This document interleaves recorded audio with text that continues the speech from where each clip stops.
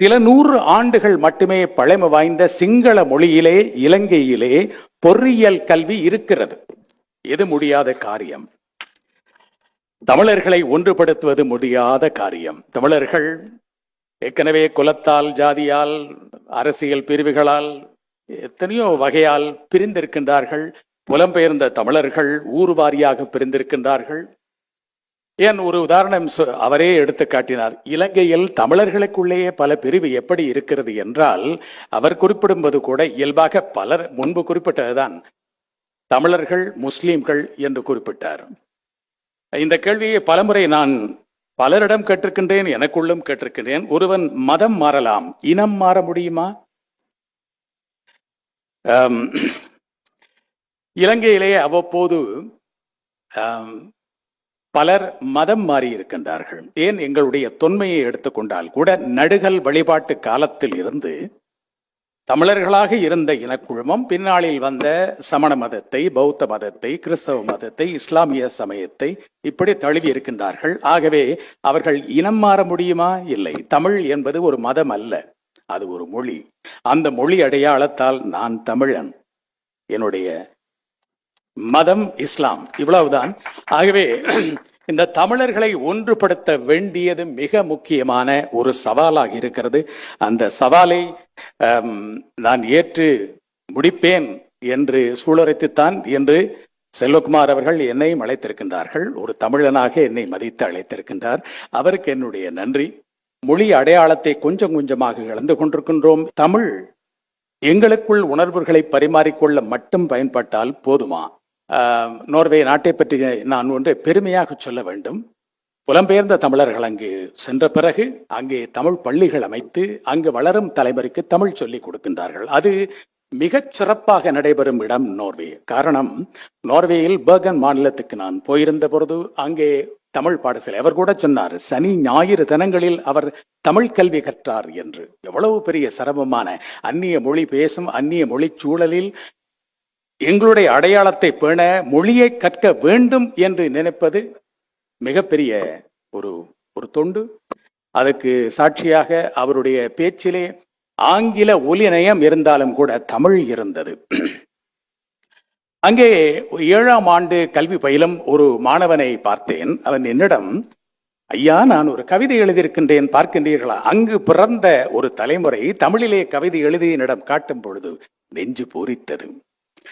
ஆனால் சமீபத்திலே நான் பாரிஸ் மண்ணிலே சிலம்பு என்ற அமைப்பு ஆண்டுதோறும் தமிழர் திருவிழாவை பொங்கல் திருநாளில் நடத்தி வருகிறது. அதன் 5ஆம் ஆண்டு விழாவுக்கும் நான் போயிருந்தேன், 10ஆம் ஆண்டு விழாவுக்கும் போயிருந்தேன். ஒவ்வொரு விழாவின் போதும் ஒரு ஆய்வு கருத்தரங்கை நடத்துவார்கள் பாரிஸ் பல்கலைக்கழகத்திலே. அந்த பாரிஸ் பல்கலைக்கழகத்திலே அந்த ஆய்வு கருத்தரங்கு அடுத்த தலைமுறைக்கும் தமிழை கொண்டு செல்வது எப்படி என்பது. இதற்கு கனடாவில் இருந்து ஒரு பேராசிரியை வந்திருந்தார். இந்த மண்ணிலெல்லாம், புலம்பெயர்ந்த மண்ணிலெல்லாம் எங்கள் பிள்ளைகளை தமிழ் பேச வைப்பதில் உள்ள சிரமங்கள் என்ன என்பதை எடுத்துக்காட்டி அந்த சிரமத்தை நியாயப்படுத்தியும் பேசினார். அப்போது நான் அவரிடம் கேட்ட கேள்வி இதுதான். புலம்பெயர்ந்தவர்கள் என்று எடுத்துக்கொண்டால் எங்களுக்கும் முன்பே புலம்பெயர்ந்தவர்கள் சீனர்கள் உலகெங்கும் பறந்து வாழ்கின்றார்கள். அந்த சீனர்கள் இன்னும் தங்கள் மொழி அடையாளத்தை இழக்கவில்லை. எத்தனை தலைமுறைகள் தாண்டியும் அவர்களுக்குள் அவர்கள் அந்த தாய்மொழியில் தான் பேசுவார்கள். இவர்களால் சாத்தியம் என்றால் ஏன் நம்மால் அது சாத்தியம் இல்லாமல் போனது? காரணம், வீட்டு மொழியாக வேணும் தாய்மொழி தமிழ் மொழி இல்லை. என் மதிப்புக்குரிய வாணியம்பாடி பேராசிரியர் அப்துல் காதர் அவர்கள் அருமையான ஒரு விளக்கத்தை கவிதை நடையிலேயே சொன்னார். தாய்மொழி என்பது என்ன? தாய்மொழி என்பது தந்தை பேசிய மொழியோ தாய் பேசிய மொழியோ அல்ல. குழந்தை முதலில் எதை பேசியதோ அதுதான் தாய்மொழி. தாய் என்பதற்கு தொடக்கம் என்றும் கூட அர்த்தம் கொள்ளலாம். செல்வத்துள் செல்வம் செவிச்செல்வம் அச்செல்வம் செல்வத்துள் எல்லாம் தலை என்ற ஐயன் வள்ளுவனாரை பெருமைப்படுத்தி பேசியிருக்கின்றார். குர்ஆனிலும் பைபிளிலும் கூட செவிப்புலனைத்தான் மேன்மைப்படுத்தி இறைவசனங்கள் அமர்ந்திருக்கின்றன. அந்த வகையில் செவியில் இந்த மொழி விழுந்து கொண்டே இருந்தால்தான் அந்த மொழி பேணப்படும் என்ற உண்மையை பல இடங்களில் சொல்லி வருகின்றேன். ஆனால் அதே நோர்வே நாட்டிலே ஒருமுறை இதை சொல்லிக் கொண்டிருக்கும் போது ஒரு கேள்வி கேட்டார். நான் இறங்கி வந்த பிறகு, ஐயா, எதுக்கு இவ்வளவு சிரமப்பட்டுங்க? தமிழ் சோறு போடுமா, வயிற்றுக்கு சோறு போடுமா என்று கேட்டார். அப்போதுதான் என் சிந்தனையில் ஒரு தெளிவு பிறந்தது. மொழி என்பது நம் உணர்வுகளை பரிமாறிக்கொள்ள மட்டுமல்ல, வயிற்றுக்கு சோறும் போட வேண்டும். ஏன் ஆங்கிலம் அல்லது பிற மொழி கற்கின்றோம்? அந்த மொழி மூலம் வேலை வாய்ப்பு கிடைக்கும், வாழ்க்கைக்கு வருமானம் கிடைக்கும் என்பதால் தான். ஆகவே இந்த மொழி இனி எப்படி பயன்பட வேண்டும் என்பதை நாம் சிந்திக்க வேண்டும். அப்படிப்பட்ட காலகட்டத்தில் இருக்கின்றோம். தமிழில் மருத்துவ கல்வி கற்க முடியாதா? தமிழில் பொறியியற் கல்வி கற்க முடியாதா? தமிழில் கணினித்துறை சார்ந்த கல்வி கற்க முடியாதா? இந்த கேள்வியை பல பல்கலைக்கழக துணைவேந்தர்களிடம் கேட்டேன்.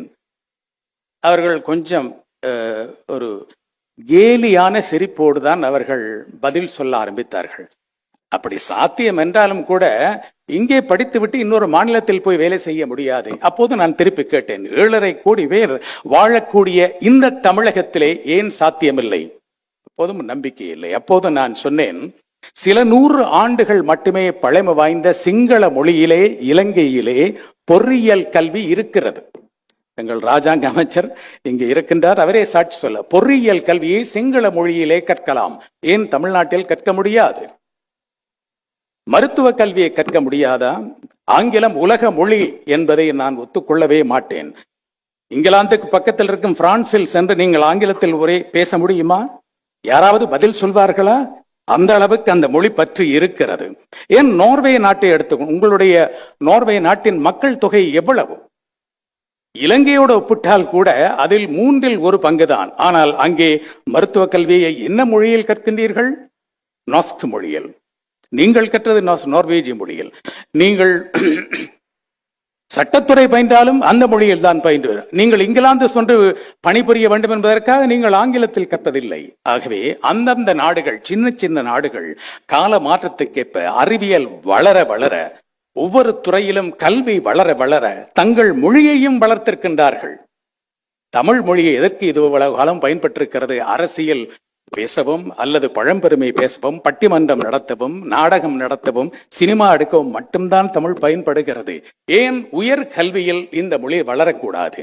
அப்படி என்றால் இந்த மொழியிலே பாடநூல்கள் எழுதப்பட வேண்டும். பாடநூல்கள் எழுதப்படும் பொழுது சில விடயங்களில் தனித்தமிழ் தனித்தமிழ் என்று சொல்லும் அந்த பிடிவாதத்தை கொஞ்சம் தளர்த்திக் கொள்ள வேண்டும். நீங்கள் மருத்துவ கல்வியை ரஷ்யா சென்று கற்பதா இருந்தால் முதலில் ரஷ்ய மொழியை கற்க வேண்டும், அதன் பிறகுதான் மருத்துவ கல்வி.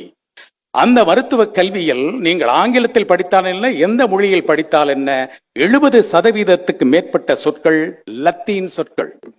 ஆகவே ஆங்கிலம் விட்டு கொடுத்திருக்கிறது. கல்விக்காக சில சொற்களை உள்வாங்கி இருக்கிறது. அப்படி தமிழும் இந்த கல்வித்துறையிலே, உயர் கல்வித்துறையிலே வேற்று மொழியா இருந்தாலும் கூட, அது பெயர் சொல்லா இருந்தால் அல்லது ஒரு முக்கியமான ஒரு விடயத்தை தெரிவிக்கும் சொல்லா இருந்தால் உள் வாங்க வேண்டும். அப்போதுதான் இனிமேலாவது தமிழ் உயிர் வாழும் என்பது என்னுடைய பணிவான கருத்து. ஆகவே இந்த சிந்தனையை உலக நாடுகளிலிருந்து இங்கே வந்து கூடியிருக்கும் உங்கள் சிந்தனையில் விதைக்கின்றேன். எங்கள் அடையாளம், எங்கள் முகம் என்பது, நான் இப்போது என்ன உடை அணிந்திருக்கின்றேன், இது தமிழ் கலாச்சாரம் அல்ல. ஒருமுறை கரூரிலே இப்படி தமிழ் உணர்வோடு பேசிக் கொண்டிருக்கும் போது ஒரு கல்லூரி மாணவன் ஒரு சின்ன துண்டு காகிதத்தில் ஒன்றை எழுதி வைத்துவிட்டு ஓடி போய்விட்டார். எடுத்து பார்த்தேன், இவ்வளவு தமிழ் உணர்வோடு பேசும் நீங்கள் கோட் சூட் அணிந்து டை கட்டி இருக்கின்றீர்களே, இதற்கு விளக்கம் தரவும் என்று கேட்டிருந்தார். என்னுடைய பேச்சு தடைப்பட்டு விட்டது. அதனை வாசித்து காட்டினேன். எல்லோரும் சிரித்தார்கள். அப்போது நான் சொன்னேன், தமிழனுடைய உடை, ஆடை, கலாச்சாரம் எது என்ற அந்த தொன்மையை, நதி மூலத்தை நான் ஆராய்ந்து கொண்டே போனால் இன்று நான் உங்கள் முன்னிலையில் கோவணம் கட்டி கொண்டுதான் பேச வேண்டும் என்று சொன்னேன். ஆகவே நாம் நமது அடையாளம் என்று நினைத்துக் கொண்டிருப்பவை எல்லாம் காலத்துக்கு காலம் பலரால் பல காரணங்களுக்காக அறிமுகப்படுத்தப்பட்டது. பெண்கள் ரவிக்கு அணிவது கூட தமிழ் கலாச்சாரம் அல்ல, அது அரேபியாவிலிருந்து வந்தது. இப்படி பல அணிகலன்களை அணியும் கலாச்சாரம் எல்லாமே நாம் நம்பிக்கொண்டிருக்கின்றோம். இவையெல்லாம் எங்கிருந்தோ வந்தவை. ஆனால் எதை நாம் தொலைக்க கூடாது, நமது முகத்தை தொலைக்க கூடாது. நான் தமிழன் என்று நான் சொல்வதாயிருந்தால் முதலில் என் தாய்மொழி எனக்கு தெரிய வேண்டும். அதற்காக மற்ற மொழிகளை வெறுக்க வேண்டும் என்று சொல்லவில்லை. தமிழனுக்கு முதலில் தாய்மொழி தெரிய வேண்டும். அதே வேளையில் தமிழன் பன்மொழி புலமை கொண்டவனாகவும் இருந்தால்தான் தமிழனுக்கு பெருமை, தமிழுக்கு பெருமை. நான் செல்லுமிடமெல்லாம் இந்த சிந்தனைகளை மக்கள் மத்தியில் சொல்லி வருகின்றேன். விழிப்புணர்வு ஏற்படும் என்று நம்புகின்றேன்.